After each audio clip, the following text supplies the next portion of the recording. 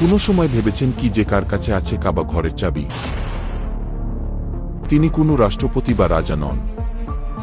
তিনি আমার আর আপনার মতনই সাধারণ মানুষ। কেন ওদের কাছ থেকে কেউ নিতে পারে না? এর কাহিনী শুরু হয় মক্কা বিজয়ের আগে। কাবা তখন ছিল কুরাইশ গোত্রের অধীনে। তারা আল্লাহর ঘরকে নিজেদের গৌরবের প্রতীক বানায়। এর মধ্যে একটি গুরুত্বপূর্ণ দায়িত্ব ছিল হিজাবা অর্থাৎ কাবা শরীফের চাবির দায়িত্ব। এই দায়িত্ব ছিল বনি সাইবা পরিবার বা উসমান ইবনে তালহার বংশের হাতে। তারা প্রজন্মের পর প্রজন্ম ধরে কাবা শরীফের দেখাশোনা করত। মহানবী মুহাম্মদ সাল্লাল্লাহু আলাইহি ওয়াসাল্লাম যখন মক্কা বিজয় করলেন, তিনি বিজয়ের পর কাবা শরীফে প্রবেশ করতে চাইলেন। তখন কাবার চাবি ছিল উসমান ইবনে তালহা নামে এক তরুণের কাছে। তিনি তখনও ইসলাম গ্রহণ করেননি, কিন্তু রাসূল সাল্লাল্লাহু আলাইহি ওয়াসাল্লাম তার কাছে কাবার চাবি চাইলে তিনি তা বিনয়ের সঙ্গে দিয়ে দেন।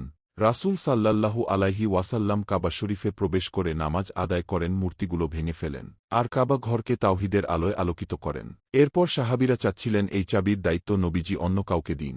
কেউ চেয়েছিলেন এই সম্মান তারা পান। ঠিক তখনই মহানবী সাল্লাল্লাহু আলাইহি ওয়াসাল্লাম এর উপর নাজিল হয় কুরআনের আয়াত, ইন্নাল্লাহা ইয়া'মুরুকুম আন তু'আদ্দুল আমানাতি ইলা আহলিহা।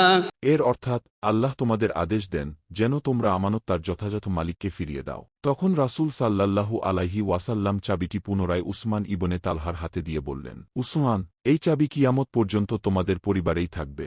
এই চাবি কেবল সেই নিতে পারবে যে হবে অত্যাচারী। এরপর উসমান ইবনে তালহা ইসলাম গ্রহণ করেন এবং এই সম্মানজনক দায়িত্ব তার পরিবারে থেকে যায় প্রজন্মের পর প্রজন্ম। আজও কাবা শরীফের চাবি সেই বনি সাইবা পরিবারের এক সদস্যের হাতে। তিনি হলেন ডাক্তার সালেহ আল-শাইবি। ওনার মৃত্যুর কয়েকদিন পর শেখ আব্দুল ওয়াহাব বিন জাইন আলাবিদিন আল-শাইবি পবিত্র কাবার চাবি গ্রহণ করেন।